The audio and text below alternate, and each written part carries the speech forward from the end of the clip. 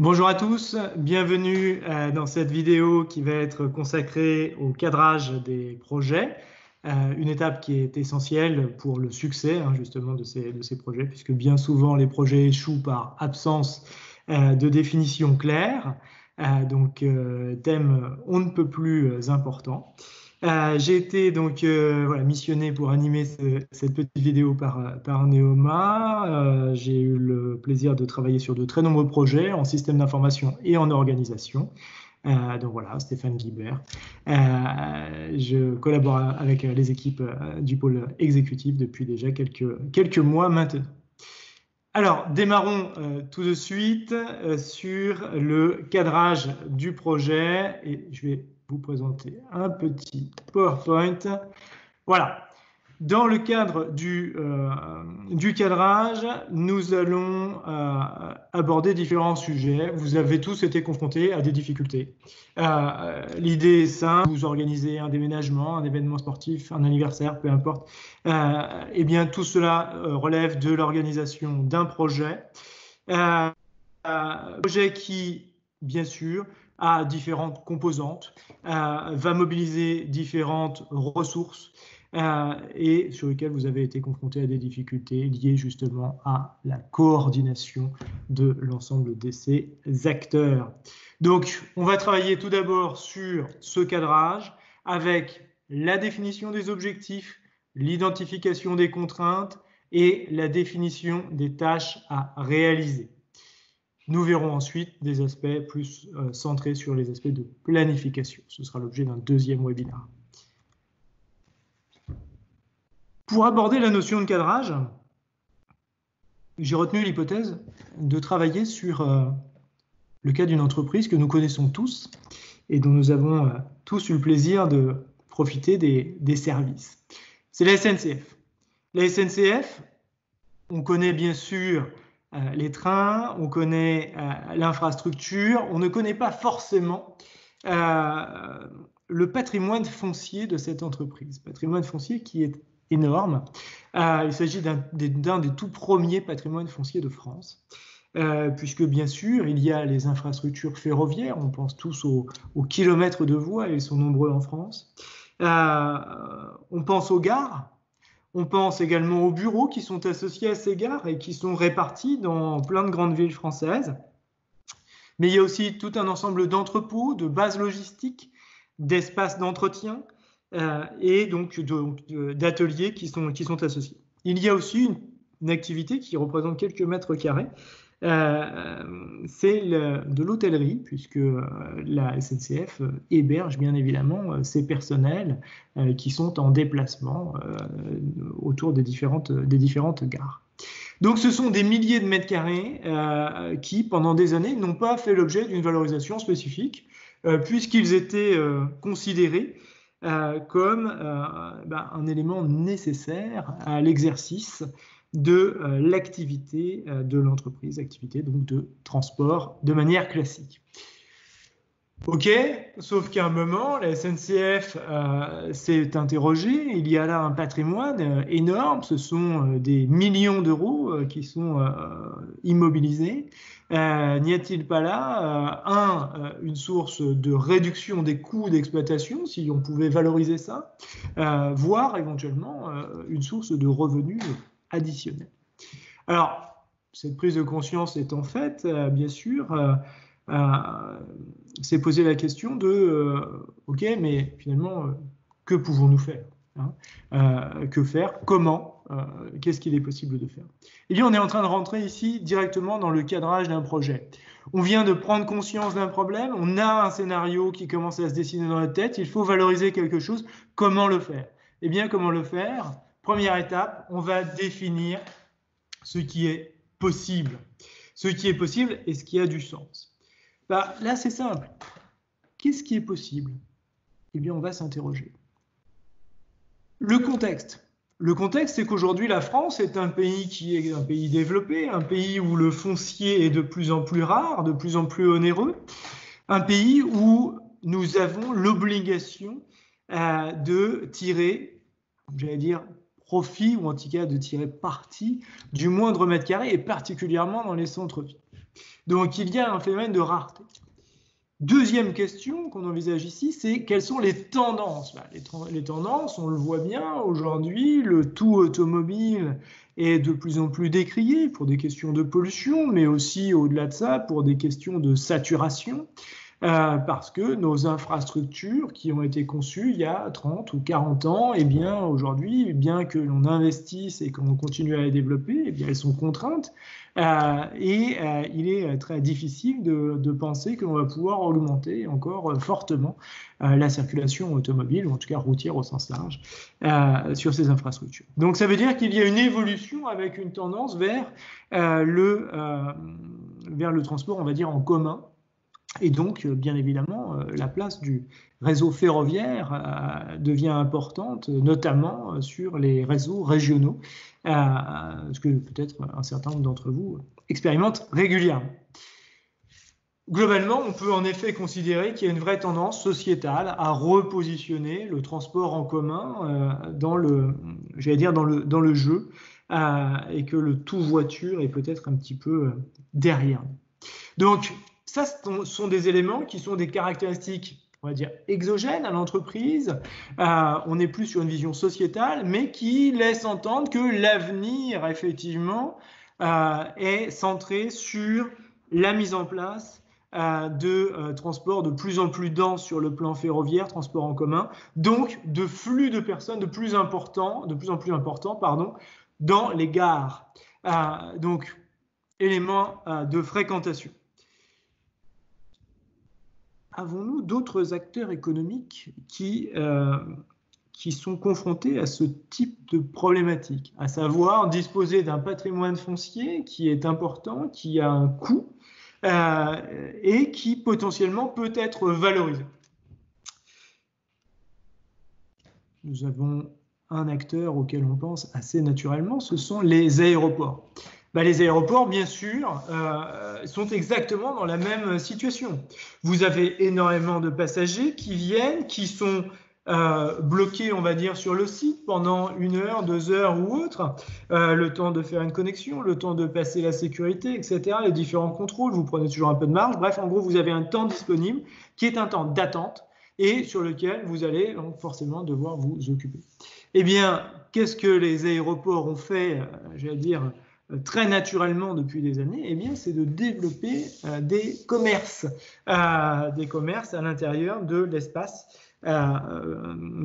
dédié à l'attente, donc ce qui leur permet de toucher bien sûr des loyers de ce patrimoine foncier. Donc c'est une source de revenus non négligeable pour des sociétés comme par exemple l'aéroport de Paris, mais comme pour tous les grands aéroports du monde. Alors, ok, très bien. Donc là, on voit la tendance qui dit oui, il y a de plus en plus de passagers, donc ça veut dire qu'il y a potentiellement un marché qui est intéressant. Ok, on voit que certains ont déjà pris l'orientation de faire un développement commercial pour valoriser ce foncier et profiter de ces temps d'attente. Est-ce que l'exemple de l'aéroport est reproductible? Est-ce qu'il y a des choses qui distinguent fondamentalement la gare de l'aéroport? Il y a 2 choses. La première, un élément que, là aussi, peut-être un certain nombre d'entre vous ont eu l'occasion d'utiliser et utilisent peut-être d'ailleurs régulièrement, eh bien, dans un aéroport, nous pouvons bénéficier du duty-free. Ce qui veut dire qu'on va plutôt acheter des produits relativement onéreux ou des produits qui sont fortement taxés. L'idée étant bien sûr que, on va bénéficier de fait d'un rabais très substantiel par rapport à un achat dans un commerce de quartier. Ok, ça c'est un élément qui clairement n'existe pas et n'existera pas sur la SNCF. Donc ça veut dire qu'on n'est pas sur le même type de besoin à satisfaire.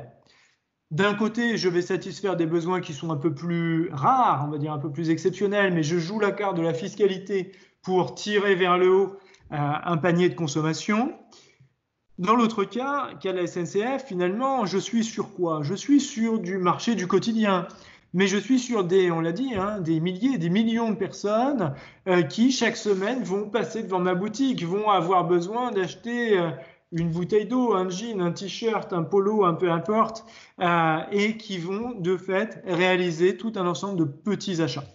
Eh bien, nous sommes ici en train de réaliser ce qu'on appelle la première étape, c'est l'étude d'opportunité.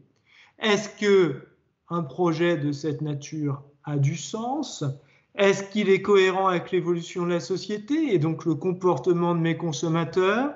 Est-ce que demain, ce que j'envisage de faire, eh bien, peut s'inscrire dans un développement? D'accord? Je vais aussi bien sûr m'appuyer sur un outil qui est important, c'est le benchmark.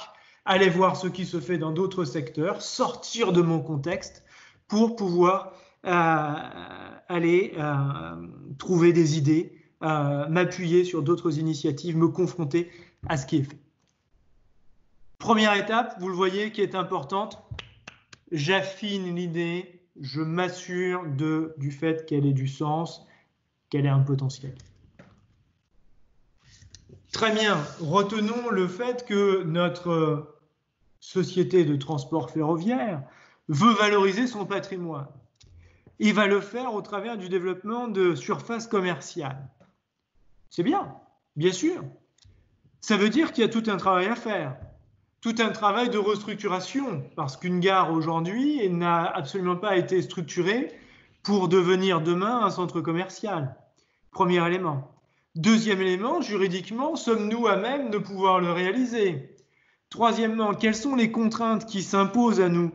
Parce qu'une société de transport, elle a ses contraintes, elle a des contraintes de sécurité, etc., etc. Donc tout ça, eh bien, ce sont des éléments qui relèvent de l'analyse technique. Comment pouvons-nous réaliser cette transformation? Eh bien, première question, on va l'aborder ici. Sur le plan juridique, prenons la SNCF. La SNCF, c'est quoi? Eh bien, c'est une société de transport. Ça veut dire que juridiquement, ce n'est pas une société qui est là pour exploiter un centre commercial à l'intérieur d'une gare. Elle n'est pas là pour gérer des baux, pour gérer et encaisser des loyers, etc. Ce n'est pas sa finalité. Alors, est-ce que ça veut dire que notre projet s'achève? Pas forcément. Ça veut dire que juridiquement, il y a un travail à faire. On ne va pas changer l'objet social de la SNCF, ça n'aurait pas de sens. Peut-être que par contre, on peut envisager de créer une filiale dont l'activité serait de valoriser ce foncier. Très bien, ça c'est une bonne idée. Eh bien, cette société donc, qui va valoriser le foncier, il va falloir mettre en place une concession pour qu'elle puisse exploiter les bâtiments qui sont la propriété historique de la SNCF. On est sur le volet juridique qui va faire que le moment venu, quand vous allez avoir construit vos boutiques, vous allez pouvoir signer des baux, faire rentrer des locataires, mettre en place une activité commerciale. Si vous ne le faites pas, vous allez au bout du projet, vous avez créé vos boutiques et vous vous apercevez que « Ah mais, suis-je légitime pour pouvoir signer le bail? Non, je ne peux pas le faire. Mon projet s'achève sur un échec, alors que c'était simplement un point qui aurait dû être traité en amont et me permettre d'être prêt le jour J. Alors en l'occurrence, ça n'arrêterait pas le projet, mais ça vous fait perdre plusieurs mois, ce qui nuit bien sûr à l'efficacité économique de l'ensemble.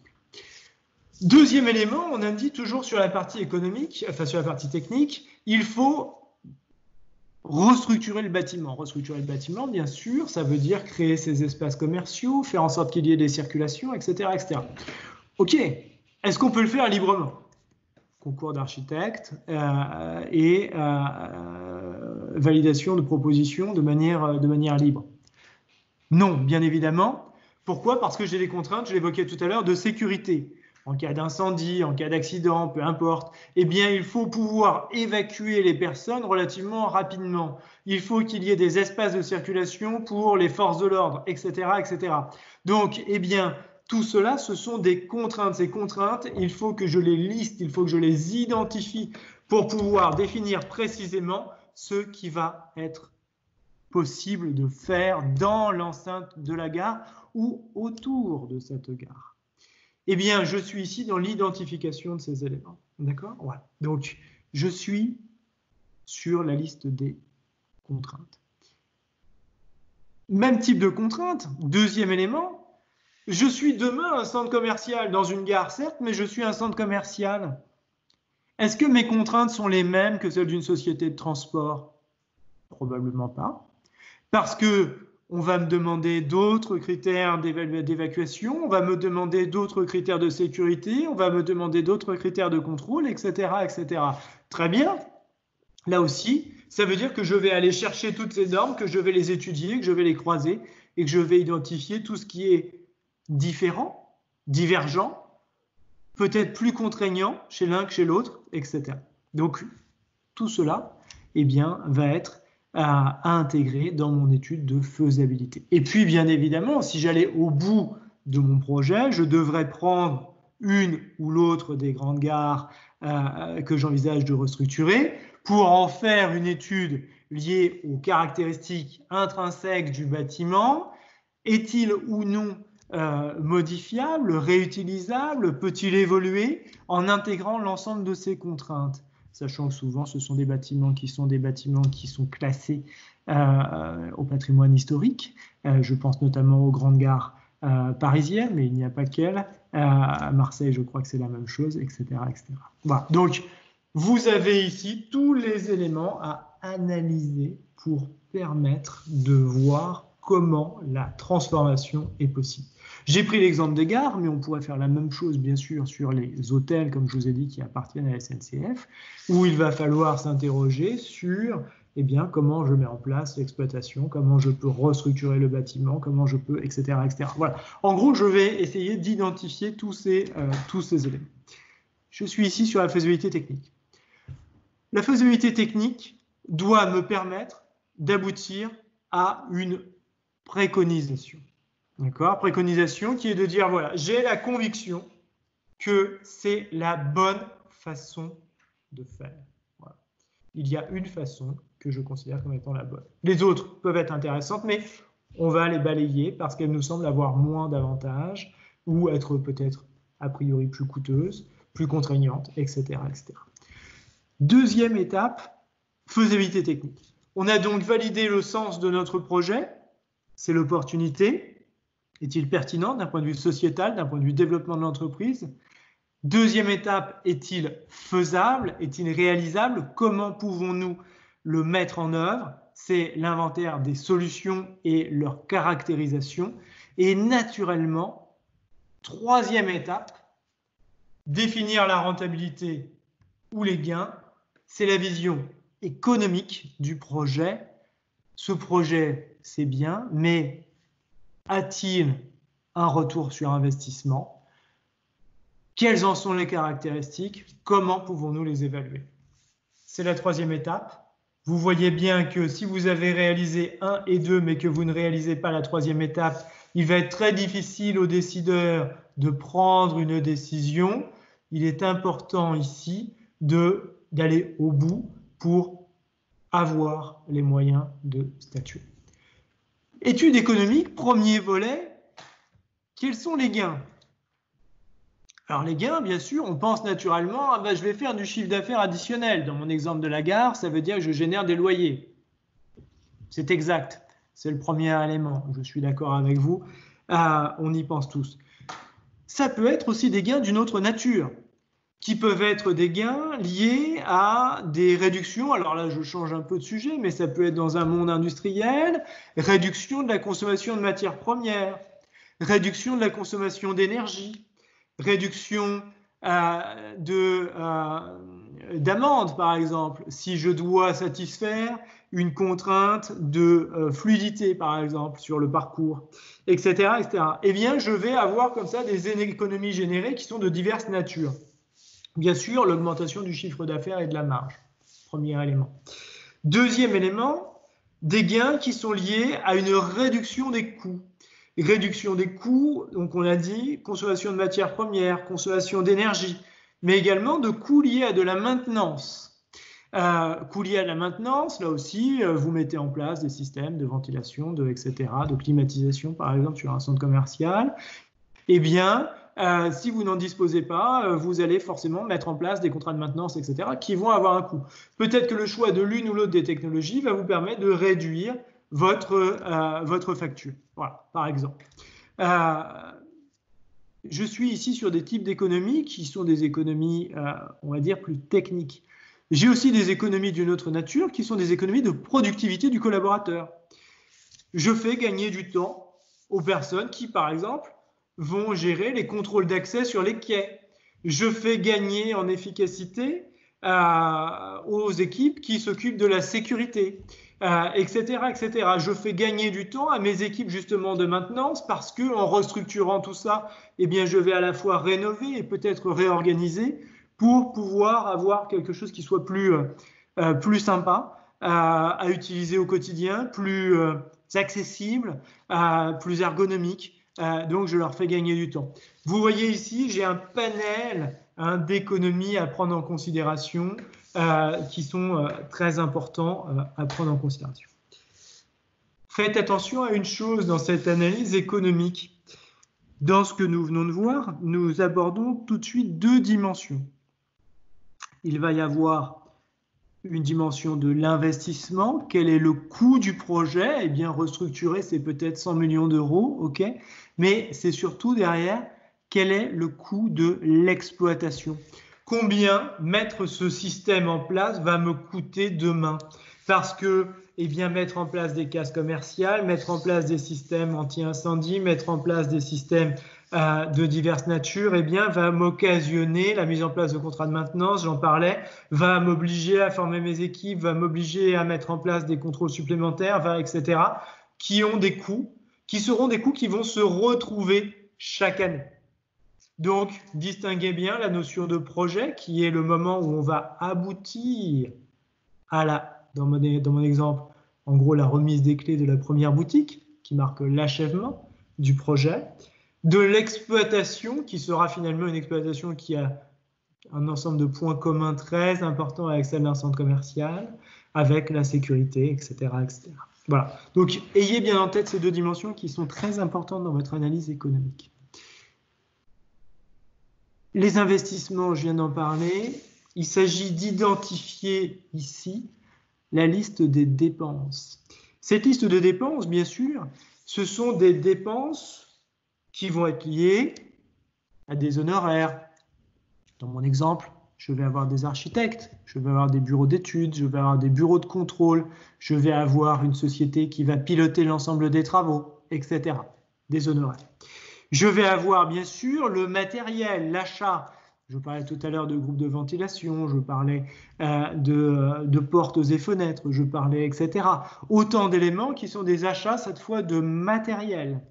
Et puis, je vais avoir, bien sûr, des éléments qui sont liés à la main-d'œuvre, à l'usage de toutes ces petites matières qui sont, j'allais dire, utilisées quotidiennement, ces fameux consommables qui vont devoir être intégrés. Tout ça, je suis dans le chiffrage complet, bien sûr, de mon opération, sans oublier qu'il va y avoir des éléments de sécurité, qu'il va y avoir des éléments où vous allez devoir louer peut-être des accès sur la voirie pour pouvoir sécuriser l'accès à votre chantier, qui donne lieu donc à rémunération de la ville dans laquelle vous allez travailler, etc., etc.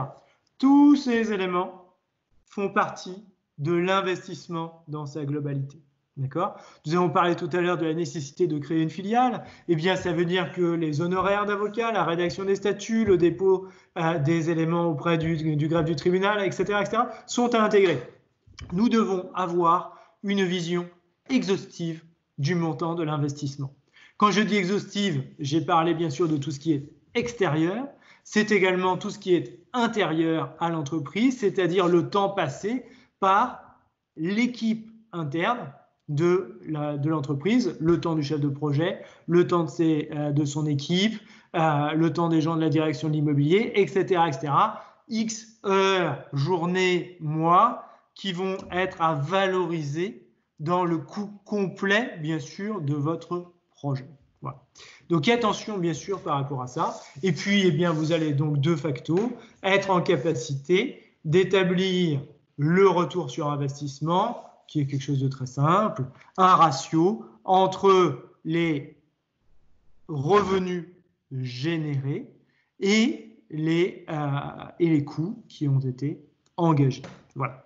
Donc, soyez vigilants, essayez d'avoir une vision complète, bien évidemment, de ces éléments pour que votre prévision soit la plus fiable possible. Dans toutes les grandes entreprises, et j'ai cité la SNCF, elle en est un bon exemple, les projets font l'objet d'une validation par un comité d'engagement. Alors, il peut y avoir différentes terminologies, mais c'est la même logique, qui gère ce budget d'investissement annuel et fait en sorte d'avoir une vision complète, une vision structurée des investissements de l'entreprise. L'idée étant d'éviter qu'il y ait des investissements à faible retour sur investissement qui soient réalisés, prioritairement par rapport à d'autres qui auraient des très forts retours sur investissement, ou qu'à l'inverse, eh bien, il y ait des initiatives, on va dire régionales ou autres, qui finalement viendraient se marcher sur les pieds, si vous me passez cette expression. Donc, ça va être important de bien mener l'ensemble de ces éléments. Quand vous allez devant un comité d'engagement, vous devez présenter successivement, la cohérence avec la stratégie et la vision sociétale. Premier élément, le résultat de votre étude d'opportunité. Deuxième élément, OK, comment c'est faisable et quelle est notre conviction? C'est votre préconisation technique. Troisième élément, eh bien, c'est l'étude économique. Quelle est la rentabilité prévisionnelle du projet? Quels sont les gains qui sont associés? J'ai pris ici un exemple qui, bien sûr, se prête à une analyse économique. Il y a un grand nombre de projets sur lesquels on sera sur de l'amélioration. Je pense à des projets qui ont plus peut-être une vocation autour des ressources humaines, des projets sociaux, des projets culturels.